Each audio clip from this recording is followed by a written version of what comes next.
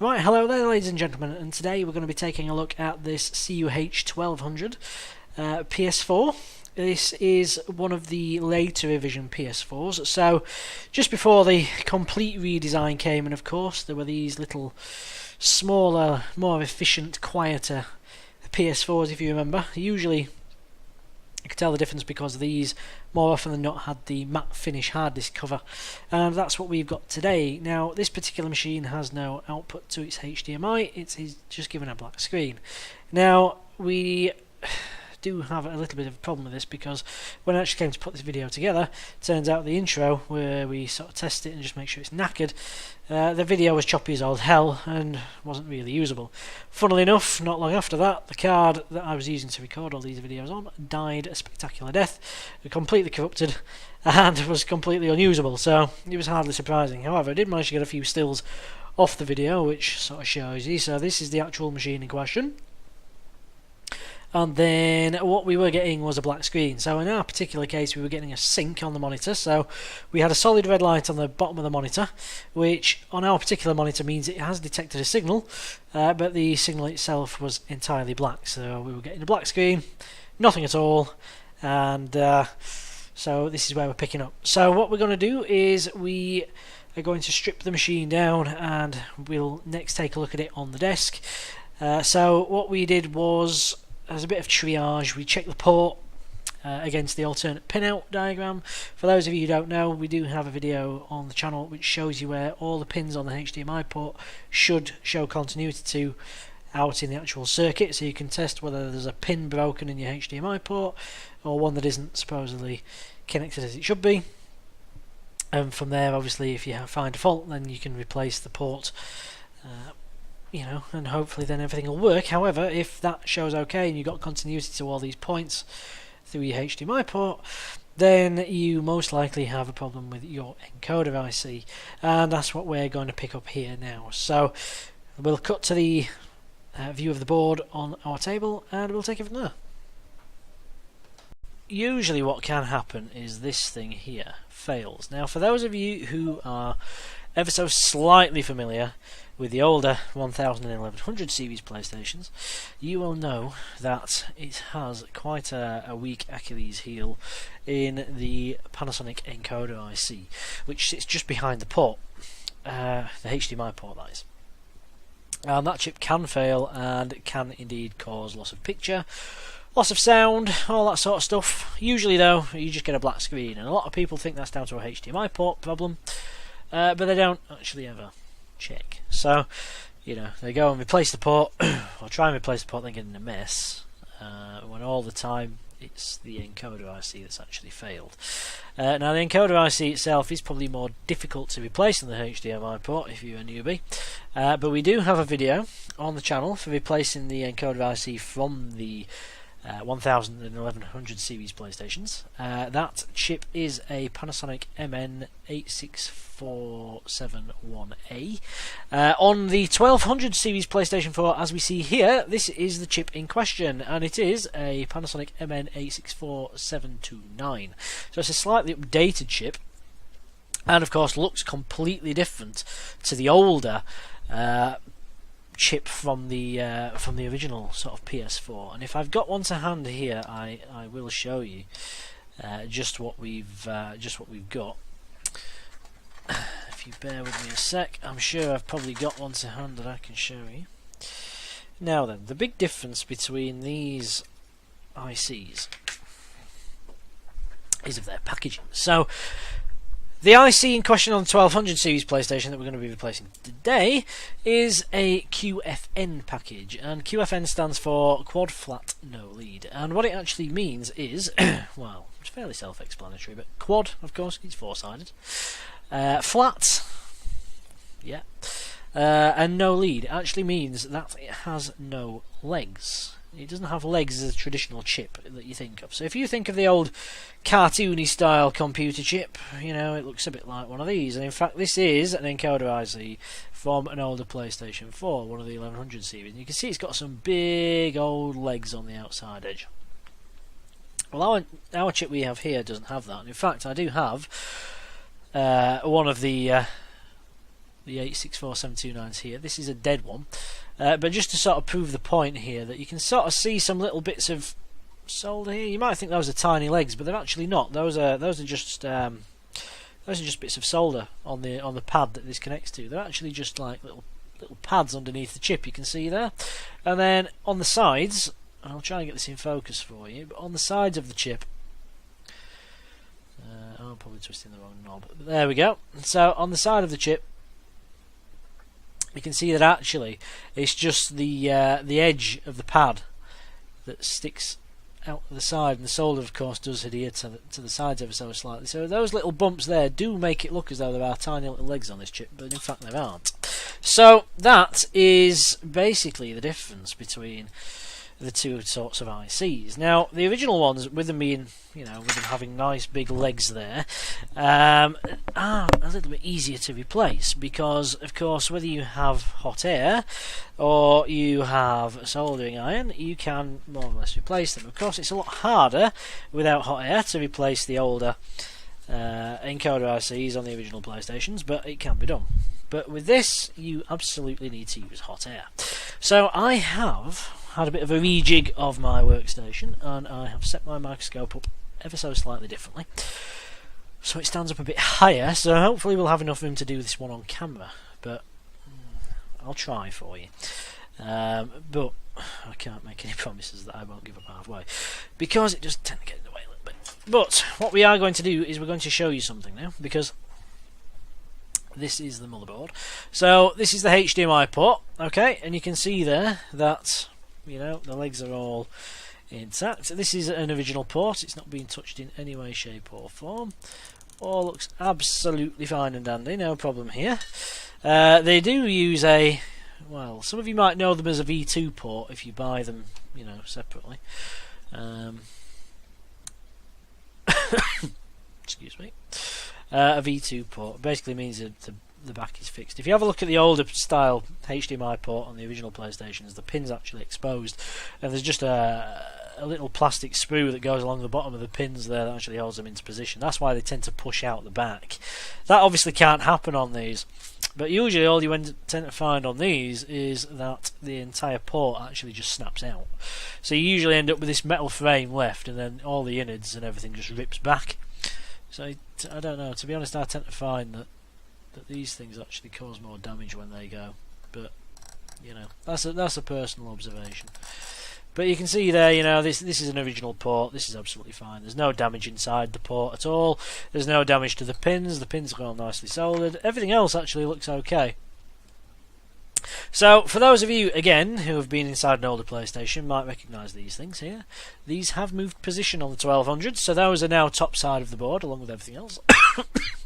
Excuse me. Again, they go directly to the encoder IC, which is just there.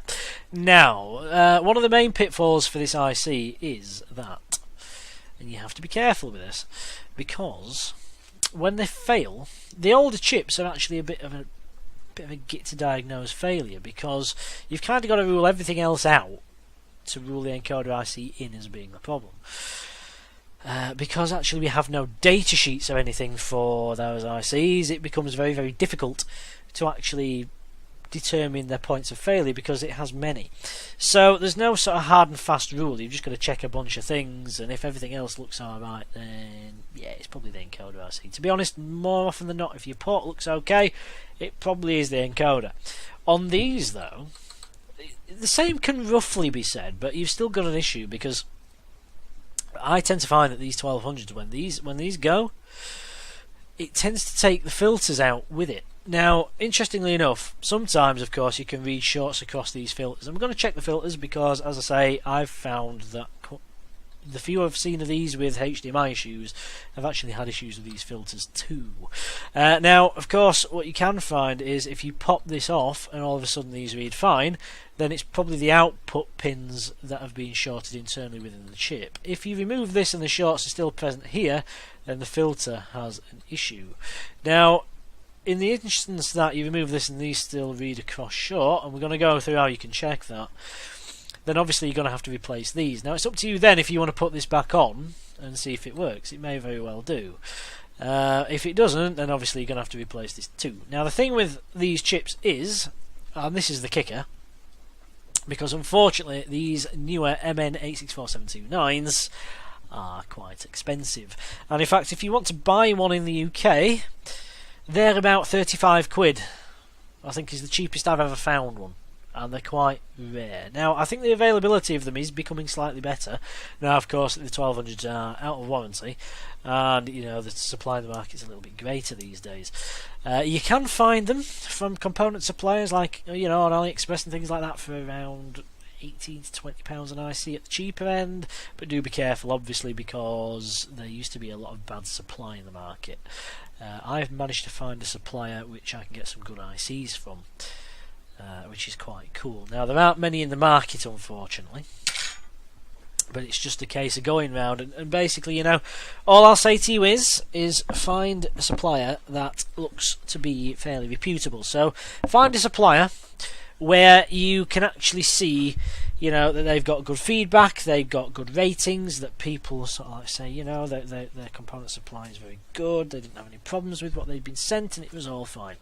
That's what you want to be finding, okay? Don't go for one that doesn't have any ratings on it, or, somebody that's got a fairly low rating, whereas they're a bit hit and miss, because, there was a time when there were a lot of these chips, a bad supply of these chips in circulation, and it's quite possible that some of the more unscrupulous sellers on there are just getting rid of crap stock. So do be careful. Do be careful if you are going to go that way. But as you can see, we're going to replace this, and it should all work at the end and all be cool. So what we're going to do is we're going to go through now just what you need to check before you dive in to replacing this, because you don't want to be doing it if you don't have to. It's quite a bit of work. Certainly if you've never done these QFNs before, it can be a little bit awkward. So we're just going to look at the multimeter now, and I'm going to get my multimeter probes. So we've set this into continuity mode. Now then, what we're going to do is we're going to check each of these filters in turn. So these filters each have 4 pads. There's 2 along the top, 1 on the left, 1 on the right, and 2 on the bottom, 1 on the left and 1 on the right. You can see the individual traces coming down here. So it comes from the port,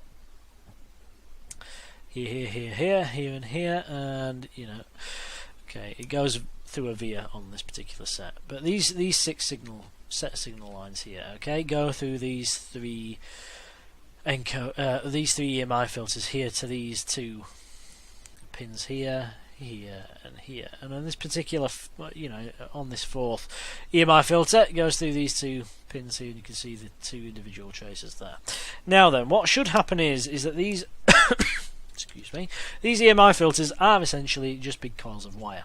Okay, so they're designed to filter out interference, and essentially all that happens is that you should get continuity from top left to bottom left, top right to bottom right.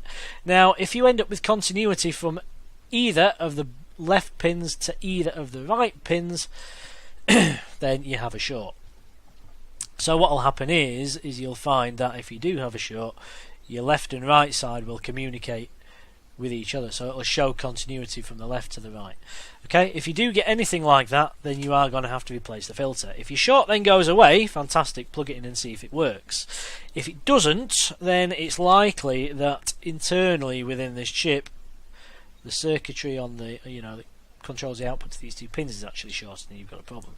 Now, as with all cases of these encoder IC failures, unfortunately this isn't a hard and fast test, because you can get bad ICs where other issues are prevalent. So but that being said, whereas on the older style MN series chip in the original sort of style PlayStation 4, these were fairly reliable and it never used to really short. Here what I've tended to find is quite a few times now I've found these 864729s are shorted. So and it usually shorts out across these outputs, but not always. So let's see what these are going to read now. So I'm just going to put the backlighter back on the multimeter. We are in continuity mode, as I say. So we're going to go from the first filter, we're going to go bottom left to top left. Now then, I'm in a bit of an awkward position here. Yep, and you can see there we have a reading of it's fluctuating a little bit, but it's near enough. So we get continuity there. The beep and the low ohms reading means that, yeah, we are connected. Now we're going across from bottom left to top right, and you can see there that we have no continuity. So that's good. And top right to bottom right, we have continuity, because once again you can see there, nice low ohms reading, and we also get a beep. Fantastic. Now then, if when we were originally reading this, okay, so we checked the left and all was okay. If we'd gone to this right hand side, and it had shown us continuity, so at the moment it's shown as OL, open line, which basically means it's got infinite resistance, there's no connection there at all. That's brilliant, that's exactly what we want to see. Whereas, if it had actually read like that, and it had beeped and shown as continuity, then we would have had a big problem, okay? So if it had done that when we had our probe on the left side and the right, we'd have had trouble, okay? But that's fine. So left, 2 pins, top and bottom left, showing continuity. Towards the right hand side isn't. Top and bottom right is showing continuity. That's great. That means our filter on that side is intact. So let's go to the second one. So top left to bottom left, we have continuity. Okay, top right to bottom left, we have no continuity. OL, open line, that's good. That means our 2 sides of a coil are not connected. Let's check that our right hand side of the coil is reading. If I get my probes on there properly, 2.8 and a beep. That's good, that's fine. Put the backlight back on for you. And I've just ripped my glove. That's that piece of rubbery crap you can see there. That's good, isn't it? So, third filter as per.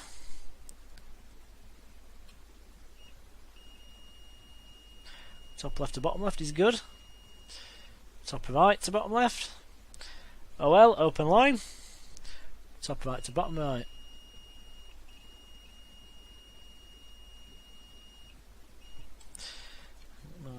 Probes could do with a bit of a clean, you know. There we go. 1 ohm. Fantastic.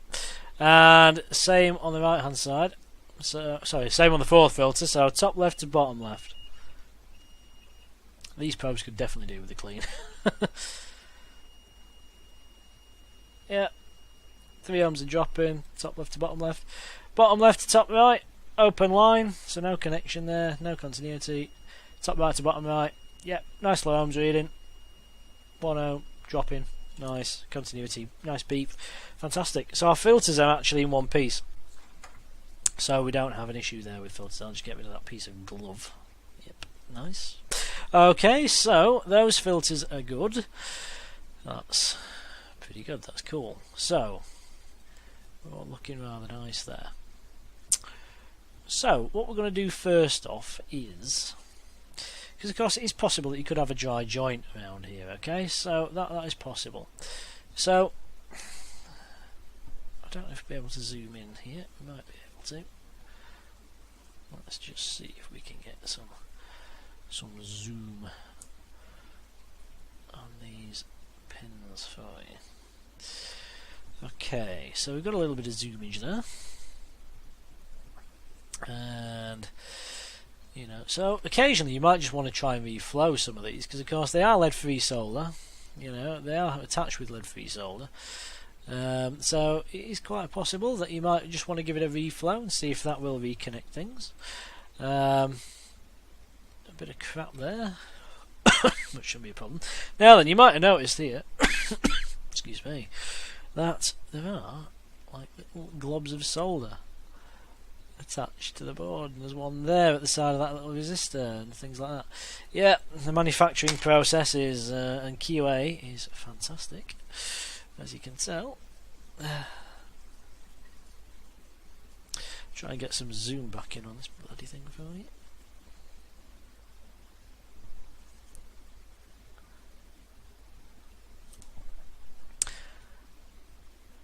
Yeah, so the QA process looks marvellous on these things.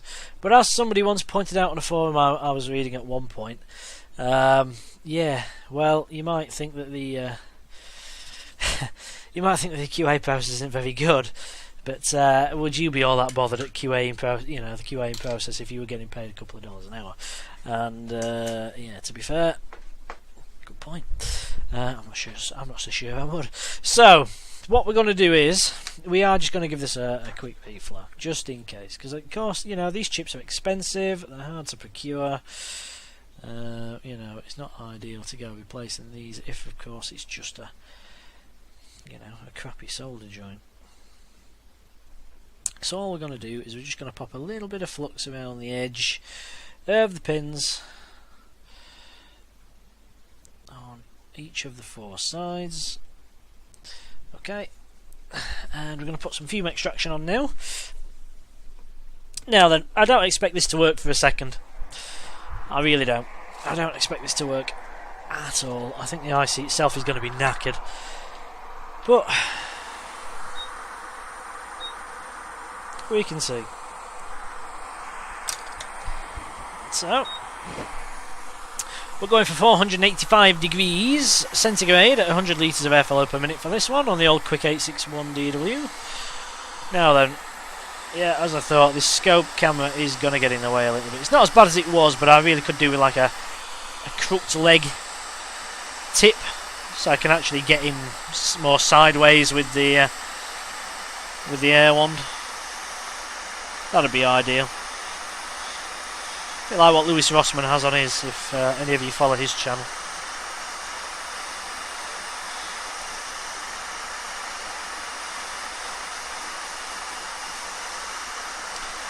So we're just going to go around and give this a reflow. So you're just watching for the solder to go shiny.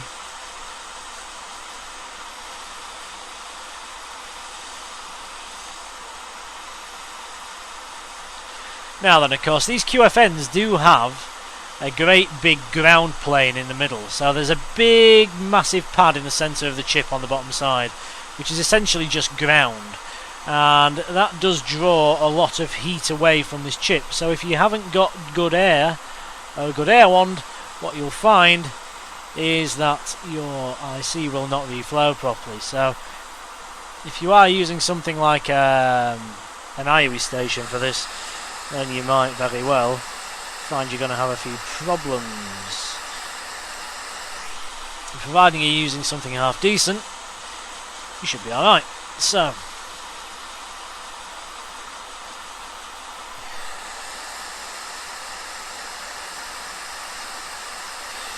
you should be just about good, I think. You can just give things a really quick sort of nudge just to make sure.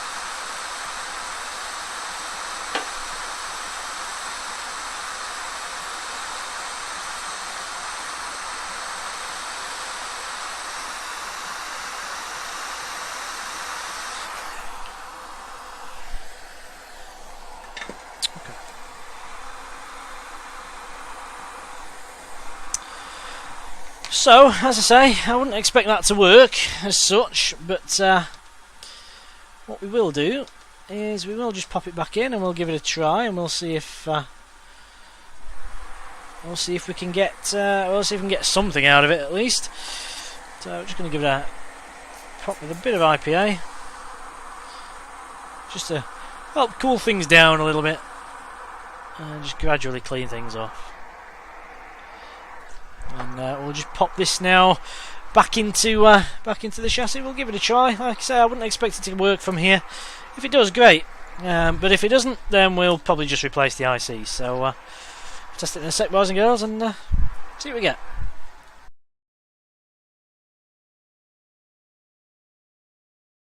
So what we're going to do is we're just going to apply some flux.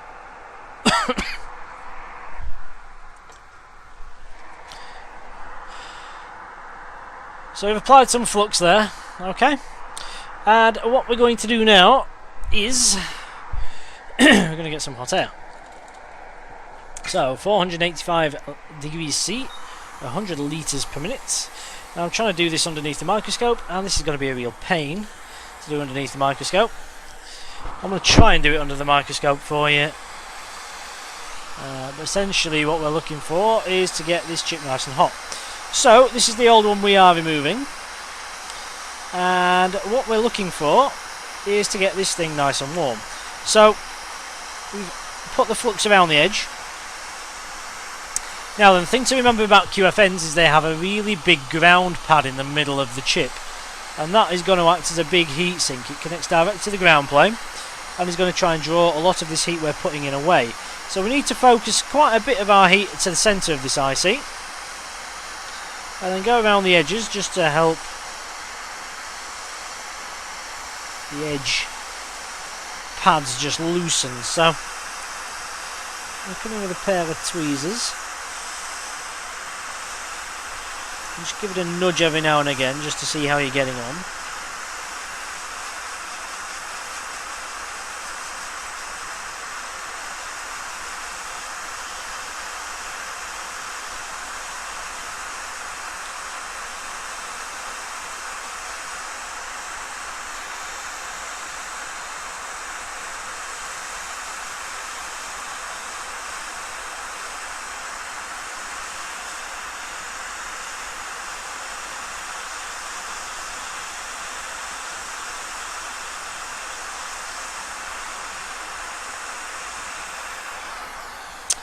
And eventually what you'll get there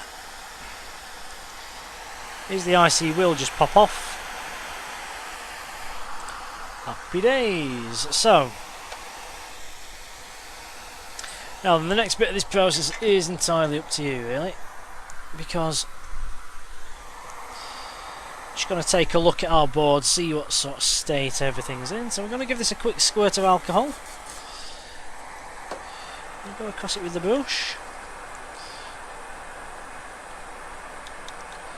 Just going to help us get some of the rubbish. Okay, we're going to go in with a cotton bud as well, just to try and tidy things up. So you can see there now that actually our pads have a fairly nice degree of solder on them. They're not, you know, they're nicely tinned as it is. If you can see that some of your pads are actually missing a bit of solder, or they look a little bit empty, then by all means do top them up. Now you can see the middle of this ground plane here. This copper is the board, this silvery stuff here is actually solder, and you want a tiny little bit in the middle, and you can see here we've got a tiny pool of solder in the middle, barely a coating there, but that's, believe me, when you get this up to temperature, that's going to be enough. So that's absolutely fine, we're happy with that. We'll go with that. We don't need to add any further solder to that. We will crack on quite happily with that. So we're just going to apply some new flux. Now what we're going to do is we're going to use the flux to our advantage, because flux, of course, once it goes and it gets a little bit warmer and cools down, goes a little bit sticky. So you can see there's plenty of residual heat in the board. What we're going to do though is we're going to get our IC, which is here.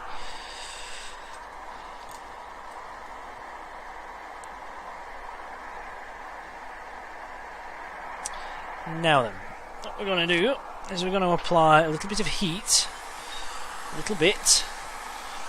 now with the wand, which is just going to bring it up to temperature slightly. Okay, so what that's going to do is that's just going to encourage it to go a little bit sticky and a little bit tacky. Now then, I'm just going to rub the chip in there as well, just to get a little bit on the bottom, and then I'm just going to focus the majority of our heat now on the centre. So we're actually going to do this without the chip in place.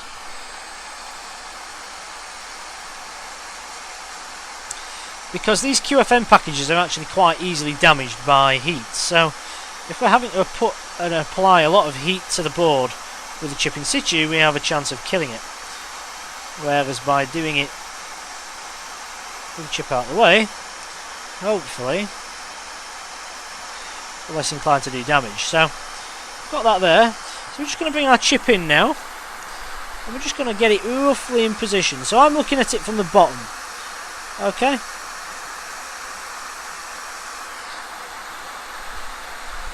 Right, that's it. Okay, so that's tacked into position. Alright, so we've still got plenty of heat. We're going to apply some more flux. Right, so we checked it from the bottom. Okay, so we're just going to flow this again, gently.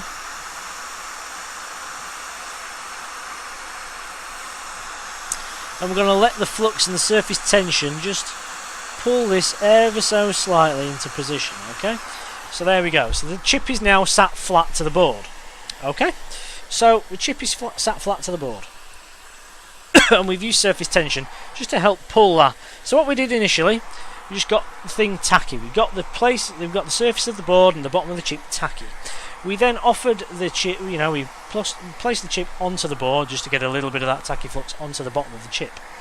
We then offered this bottom edge up after applying a bit of heat to get the initial work started, which got the chip into position. We then added some flux and we've reflowed this now, so this is now flat to the board.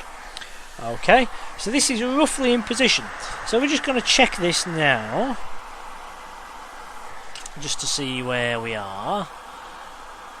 You can see there. So you've got like two sort of like little, you probably can barely see them, but there's two little sort of end, they kind of look like pads, but they're not. They're just the edge of the chip, presumably from the manufacturing process. So you can ignore the far two if you can see them there. But you can see that actually our pins that side are nicely aligned. So I'm happy with that bottom side, excuse me. But now I want to check that left hand edge. Okay, so I'm going to do this by eye as well, because it's kind of awkward trying to do it on the camera.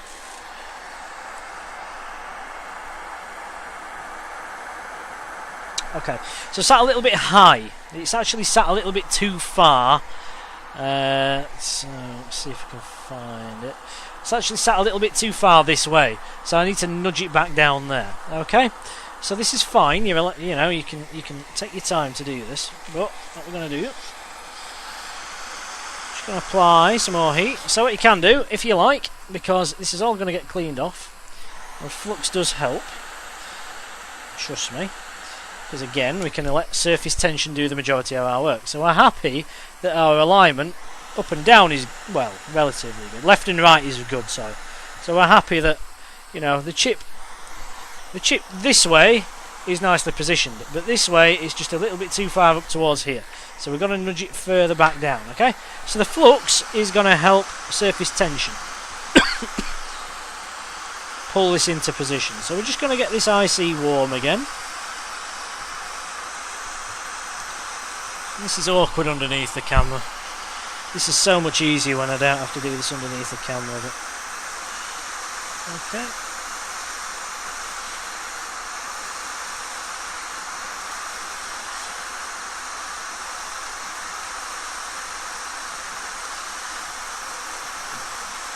Keep nudging it with the tweezers just to make sure that it's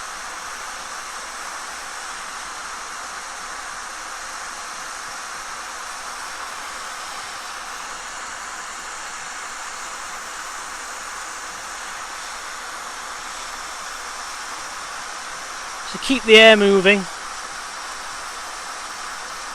think actually it's moved of its own accord, which is cool. That's what the flux helps it to do. So, ow! Bloody burnt myself on these tweezers again. The flux actually helps surface tension do its job. So, just going to check this again by eye, just to make sure that everything is lined up. It has perfectly. And we're still good on that bottom edge as well. Fantastic. The board is very, very hot. Keep burning my fingers. That looks beautiful. Okay, we're good. So sometimes if it's quite a way out, you know, you'll need to nudge it. But in our case here, we were very close anyway. So give it a good spray with some IPA. That's just going to help cool the IC. And it's nice and hot as well, so it will help get any sort of fluxy residue, horrible hideousness. It'll come up nice and easy. You don't have to scrape it too hard if you do it while it's warm. If you wait while it cools off, the stuff sets like rock and can be really quite hard and horrible to try and get off.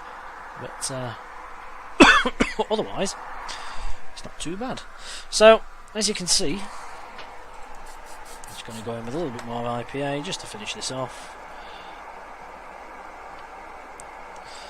Just to make sure we've got the majority of that horrible flux residue out there.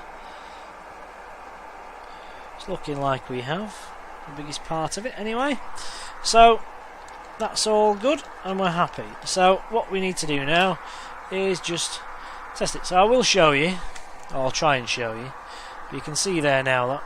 So earlier on I was talking about those two little end pads there in manufacturing. You can just about see that there by the right tweezer blade, and there again, just again by the right tweezer blade. Those aren't actually pads, you can leave those alone. Those are fine. Can I show you the left hand side? I don't think I'm going to have enough room underneath the scope camera to get this into focus for you, but I can try. Get you the right hand edge. Oh, I think I can. There we go. So it may look, I think that's just a bit of dirt. Yeah, it's just a bit of dirt there, a little bit of old flux residue. So this is useful just to check to see if you've got any shorts, any bridges, any sort of silliness going on before you fire it up. But as you can see, ours is just, this white stuff's just residue from the IPA. If you put IPA onto a very hot board, it just kind of crystallises a little bit. You know, if you want to get rid of that, you can do. Just wait for it to cool down, give it another squirt. Go over it again with a Q-tip. Magnet focus. There we go. Just gets rid of any of the horribleness. Okay, that's it. We're done. Finito. That is it, ladies and gentlemen. That is all you need to do to change an encoder IC on a 1200 series PlayStation. And what we're going to do now, we're going to put this back in its chassis, give it a test. Hopefully it's going to work nicely, and well, we'll try it in a sec. So I'll see you back on the test bench when we've put this back together. Right, okay then, ladies and gentlemen, so as we can see now, we have our PS4 to a white light. And up there, as you can see, we now have some display. So we've replaced our encoder IC. And as you can see there now, everything is well with the world once again, and everything's working nicely. So, as we could see there on that video, it's important to check to make sure that you've got no issues with the EMI filters there. We did that. We were absolutely fine. We checked those. We were happy with them. We then therefore looked at the encoder IC. We replaced that as we showed you on camera. We made sure that the alignment was good. We saw that all the pins were good and soldered properly. Put it back together. Well, partially put it back together anyway. And as you can see there now, we now have some output on our display. So it says cannot start the PS4, connect the DualShock 4 using the USB cable and press the PS1. So it looks like either this hard drive is blank or it's from another machine. But, you know, that's nothing to do with me. So I will put the software back on this, get it all boxed back up, get it all back to its owner, and job's a good one. So thanks for watching, ladies and gentlemen. If you found this useful, then please remember to like and give us a comment, and if you could subscribe to the channel, that would be fantastic. If this has proven useful to you, and you know, you want to show some love, then if you could just let the head ad play out, maybe give it a click if it's of interest to you, that would be stellar and marvellous and fantastic, because all that goes towards helping what I do here on this channel. So thank you very much for watching. I hope this has been useful to you. As I say, any questions, any issues, then please feel free to drop me a line. You know where to find me, either here in the comment section, private messages, whatever.